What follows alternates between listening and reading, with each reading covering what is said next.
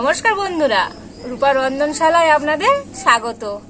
আজ আমি আপনাদের সাথে শেয়ার করব একটা দারুণ মজাদার রেসিপি। আজকে আমি করব রসগোল্লা, যা বাঙালির প্রিয় পছন্দের জিনিস। কে না পছন্দ করে রসগোল্লা, তাই আজকে আমি আপনাদের সাথে রসগোল্লা রেসিপি শেয়ার করব। আপনারা পুরো ভিডিওটা দেখুন। আমি এখানে রসগোল্লা করার জন্য 2.5 কিলো দুধ নিয়েছি।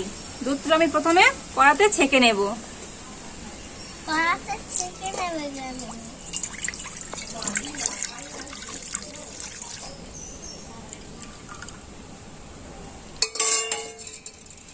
আমি উনুনটা জ্বেলে নিয়েছি, এবার কড়াটা বসিয়ে দেব।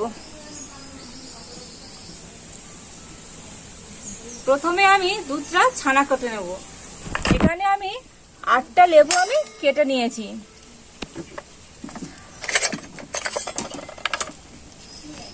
এই লেবু চাপা দিয়ে আমি এবার লেবুগুলো রস বার করে নেব। আপনারা ভিনেগার, টক দই কিংবা ছানা কাটানো জল দিয়েও ছানা কাটাতে পারেন। আমি এখানে লেবু দিয়ে ছানা কাটাবো। আমি এইভাবে সব লেবুর রসগুলো বার করে নিয়েছি।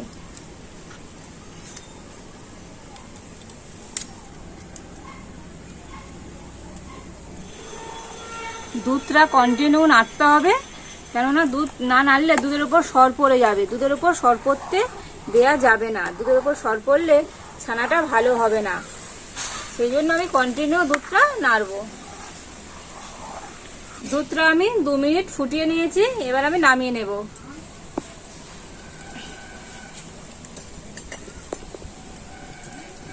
দুধটা আমি নামিয়ে নিয়েছি। আর এই লেবুর রসটা আমি করে রেখেছি, এটা আমি অল্প অল্প করে দেব আর নাড়তে থাকবো।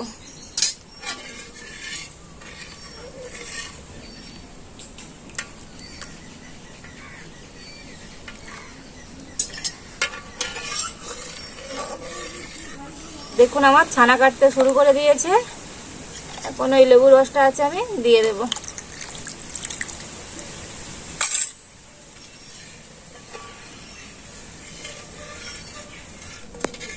আমার ছানা কাটানো হয়ে গেছে। দেখুন, আপনারা এরকম একটা সাদা সুতির কাপড় নেবেন, তাতে ছানাটা ভালো জল ঝরানো যায়। আমি এই সাদা একটা সুতির কাপড় নিয়েছি আর একটা বড় ছাঁকনি নিয়েছি। এর মধ্যে আমি দিয়ে দিচ্ছি। আমি এবার অল্প অল্প করে এর মধ্যে দিয়ে জলটা ঝরিয়ে নেব। এবারে আমি কড়াটা ধরে ঢেলে দিচ্ছি।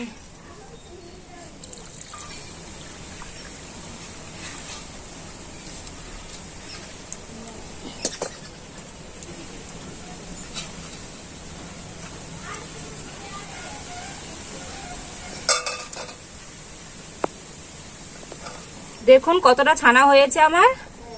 আমি এবারে জল দিয়ে ছানাটা ধুয়ে নেব। যেহেতু লেবু দিয়ে আমার ছানা কাটানো, জল দিয়ে ধুয়ে নিলে লেবুর টক ভাবটা কেটে যাবে। যদি আপনারা টক দই দিয়ে ছানা কাটান, তাহলে ধোয়ার কোনো প্রয়োজন নেই।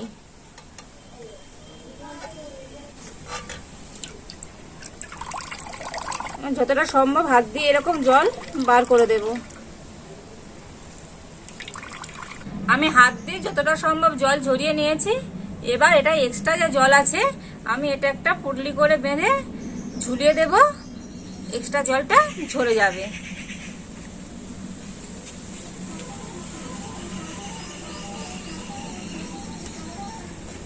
আমি এখানে ঝুলিয়ে দিচ্ছি। এই যা এক্সট্রা জল আছে, এবার এটা ঝরে যাবে। আমি এইটা 2 ঘন্টা জল ঝরতে দেব। ফিরে আসছি 2 ঘন্টা পরে। ছানা থেকে যে জলটা বার হয়েছে, এই জলটা আপনারা ফেলে দেবেন না। এই জল দিয়ে আটা মাখলে ভালো রুটি হয়। আপনারা আবার এটাকেও ছানা কাটাতেও ব্যবহার করতে পারেন। আমি এই 2 ঘন্টা পরে চলে এসেছি। এবার আমি ছানাটা নামিয়ে নেব।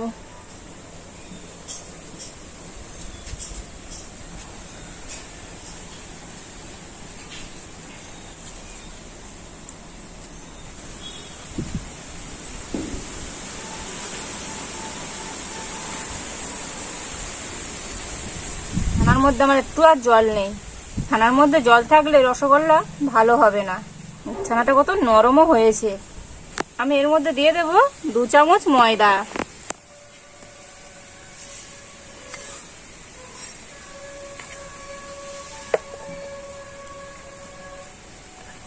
দিয়ে আমি ভালো করে ছানাটা মেখে নেব। ছানাটা আমি হাতের তালু দিয়ে এইভাবে ঘষে ঘষে ভালো করে মেখে নেব। ছানাটা ভালো মাখা হলে রসগোল্লাও খুব সুন্দর হবে। এইভাবে ছানাটা মেখে নিলে একদম দোকানের মতো নরম তুলতুলে রসগোল্লা তৈরি হবে। আমি 15 মিনিট ধরে ছানাটা এইভাবে মেখে নিয়েছি। দেখুন ছানা থেকে একটু তেল তেল বার হচ্ছে, হাত তেল হয়ে যাচ্ছে। এবারে বুঝবেন তাহলে ছানাটা আমার মাখা হয়ে গেছে। ছানাটা আমি খুব ভালো করে মেখে নিয়েছি। এবার আমি এর থেকে লেচি কেটে নেব।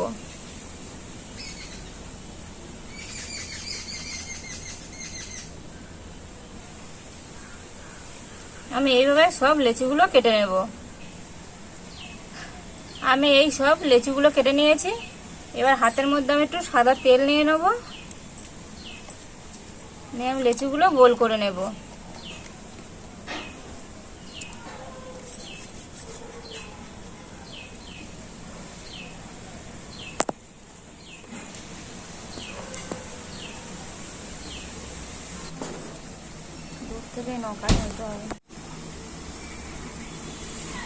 আমার বলগুলো সব গোল করে নিয়েছি।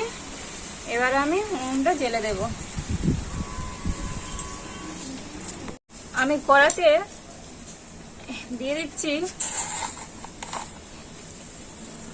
এই বাটির 2 বাটি চিনি।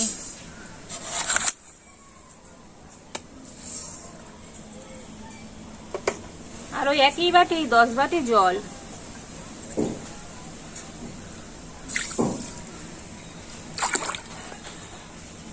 এই চিনির জলটা আমার ফুটে গেছে। এবার আমি যে ছানার বলগুলো করে রেখেছি এর মধ্যে দিয়ে দেব।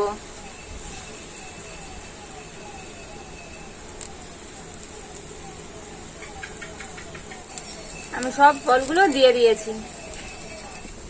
আমি এটা আবার আধ ঘন্টা ধরে ফুটিয়ে নেব। জোর আঁচ থাকবে, আঁচ কমালে হবে না।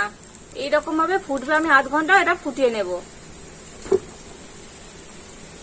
দেখুন রসগোল্লার কালার গুলো একদম চেঞ্জ হয়ে গেছে। মানে আমার রসগোল্লাটা রেডি হয়ে গেছে। রসগোল্লা তুলে আর এই কাঁচের গ্লাসে জল নিয়েছি, দেখাচ্ছি। দেখুন এই রসগোল্লাটা যেহেতু ডুবে গেছে, আমার রসগোল্লাটা একদম রেডি হয়ে গেছে। আমি এবারে এটা নামিয়ে নেব।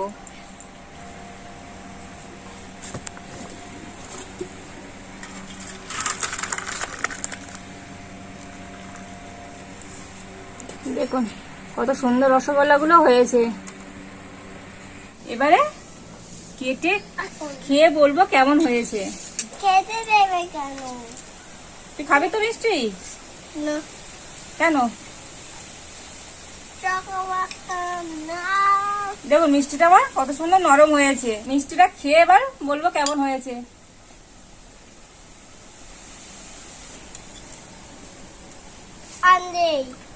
মিষ্টিটা দারুণ হয়েছে, খুব সুন্দর নরম, একদম দোকানের মতো। আপনারা অবশ্যই এইভাবে বাড়িতে রসগোল্লা ট্রাই করবেন আর আমাকে জানাবেন কেমন হয়েছে। আমার এই রেসিপিটা ভালো লেগে থাকলে লাইক, শেয়ার আর কমেন্ট করবেন। আর অবশ্যই এরকম নিত্য নতুন ভিডিও পেতে আমার চ্যানেলটাকে সাবস্ক্রাইব করে রাখবেন। আপনারা ভালো থাকুন, সুস্থ থাকুন। দেখা হচ্ছে নতুন কোনো একটা রেসিপি নিয়ে।